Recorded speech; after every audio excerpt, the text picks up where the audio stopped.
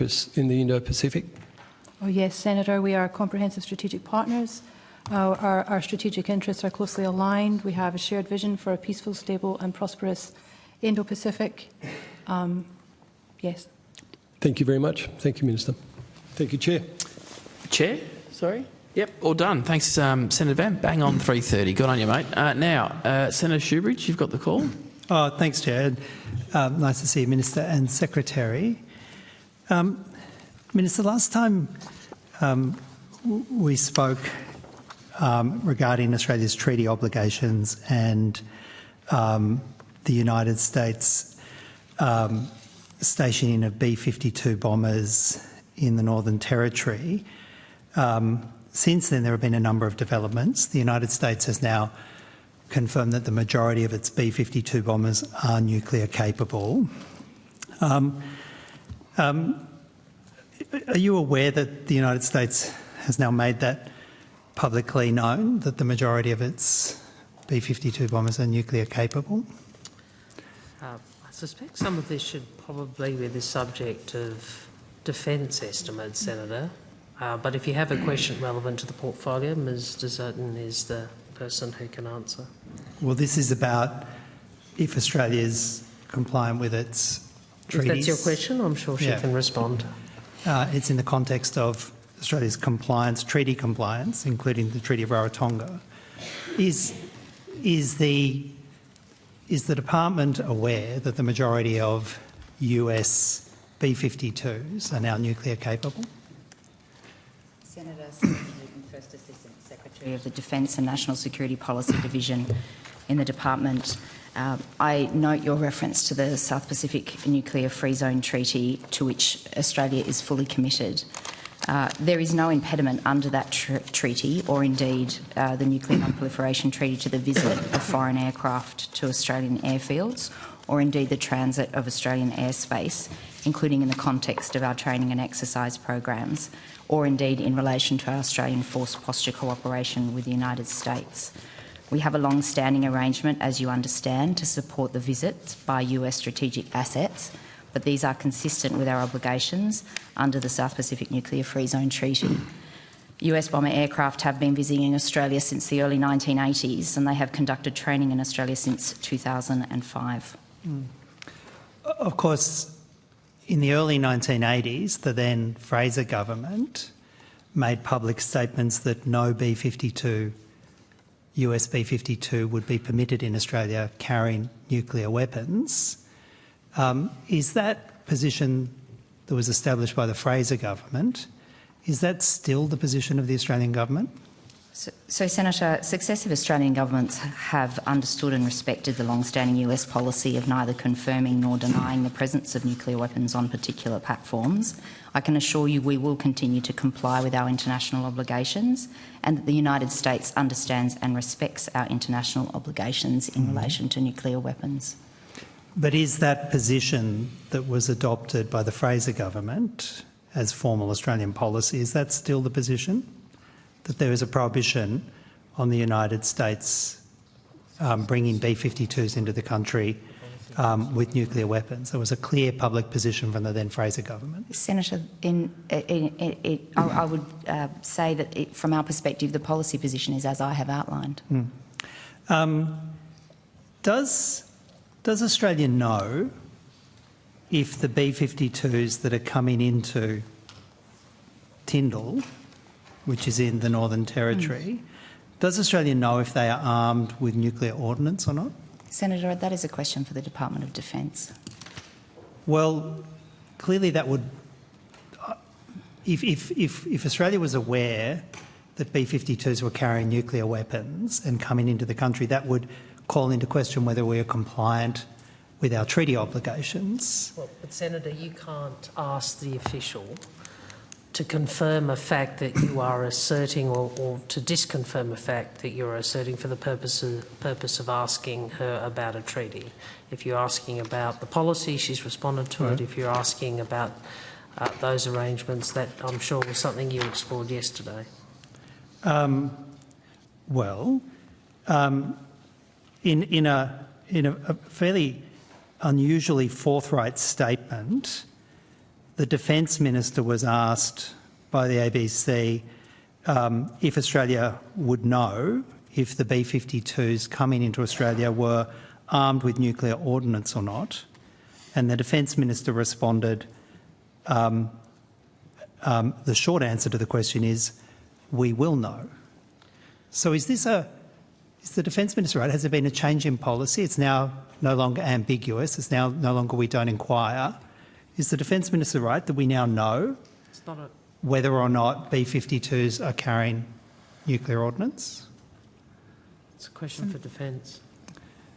Well, Minister, last time we had this discussion, you said that Australia didn't ask and didn't know and kept expressed the long-standing position of not asking and not knowing. Since then, the Defence Minister has contradicted you, and I'm wondering what the position is. Do we ask and know about nuclear weapons or not? Senator, I don't trust your characterisation of my answers, and Mr Zerton has responded. Well, has Australia informed our treaty partners under the Treaty of Rarotonga that we now know that US B-52s are carrying nuclear ordnance? Have we informed our treaty partners that the situation has now changed and consistent with what the Defence Minister says we now know? Has that been conveyed to our treaty partners? Senator, I think the original answer on the obligations and implications of the treaty, that's the answer from this department. Any further questions are for the Department of Defence. Well, I would imagine that communications under the treaty with our treaty partners about information Australia has about its compliance or non-compliance with the treaty would lie with this department. Has the department communicated to our treaty partners that we now know that we will now know when the United States is bringing nuclear weapons into our country on board B-52s? Has that been communicated? Senator, can I refer you to my testimony at the beginning where I made clear that from our perspective it is clear that the stationing of nuclear weapons in Australia would be prohibited by the South Pacific Nuclear Free Zone Treaty. However, there is no impediment under the treaty or the Nuclear Non-Proliferation Treaty to which we are party for the visit of foreign aircraft to Australian airfields or transits of Australian airspace. But these B-52s aren't just transitioning through Tyndall. They've been stationed there for quite significant periods of time. It's now a substantial forward operating base for the US B-52 fleet. Have you undertaken a review of the facts on the ground? Senator, we would not agree with that characterisation of the visits of US assets to Australia. Well, the United States has just spent some $100 million in extending Tyndall to not only accommodate B-52s, but then also associated infrastructure to house B-52s. Has there been a review of that changed status of B-52s as against our treaty obligations? Has your department, Minister, undertaken a review as to whether or not those changed circumstances at Tyndall are consistent with our treaty obligations under the Treaty of Rarotonga? We remain committed to the Treaty of Rarotonga, and the position is, as Mr. Zerton, sorry, Mr. Zerton has outlined. But my question was whether or not, with the very significant changes on the ground, the very significant nature of the United States stationing of B-52s, the fact that the majority are nuclear capable, the fact that the Defence Minister at least knows when they've got nuclear bombs on them, have those facts been the subject of an assessment by your department as to whether or not we're compliant with the Treaty of Rarotonga? Senator, you use the term stationing. It's a term of art. It's not a characterisation we accept. Longer deployment, then? Assume I ask that same question with, instead of stationing, longer deployment, to use a neutral term.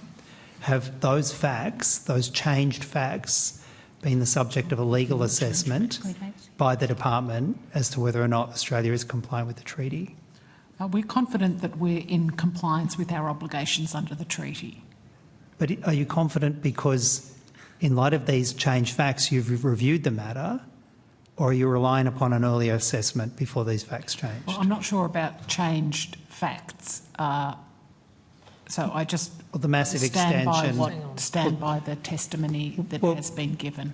Well, the changed facts are the substantial expansion of Tyndall, to accommodate more B-52s for longer. Senator, you're making... Sorry. Those are the changed facts, Secretary, that I took you to earlier. Senator, look, we all understand your position and the position of your party in relation to the US alliance and the actions taken by this government and past governments. You're entitled to those views. We disagree with them. And I don't think, you prosecute that argument from that perspective.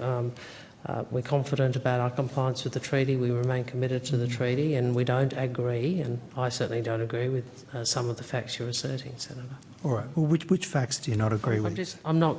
You should go to Defence to ask them about some of those propositions. And it is a little frustrating that you won't answer clearly on the record as to whether or not there's been a legal assessment of our compliance in light of those significant number of changed facts. But we you have won't answered on the record. Confirm that. We have answered on the. We have answered on the record. Mm-hmm. The Secretary has answered.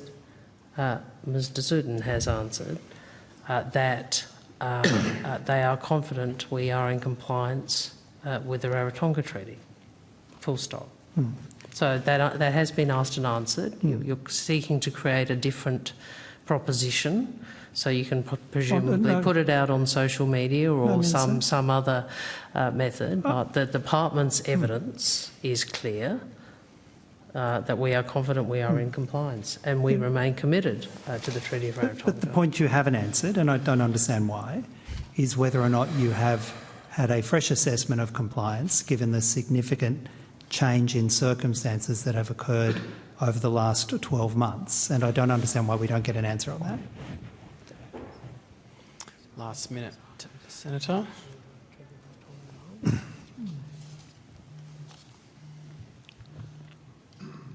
Well, I don't really have anything significant to add except to say the obvious, which is that we construct all of our arrangements with our legal obligations in mind, including those contained in the Treaty of Rarotonga.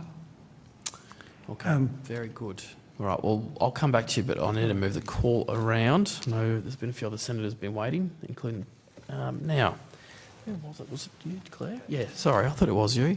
So the Deputy Chair's been waiting patiently. So. Always. Thank you very much, Chair. I have some more questions for Middle East about Iran. If I could have the officials up at the table, please.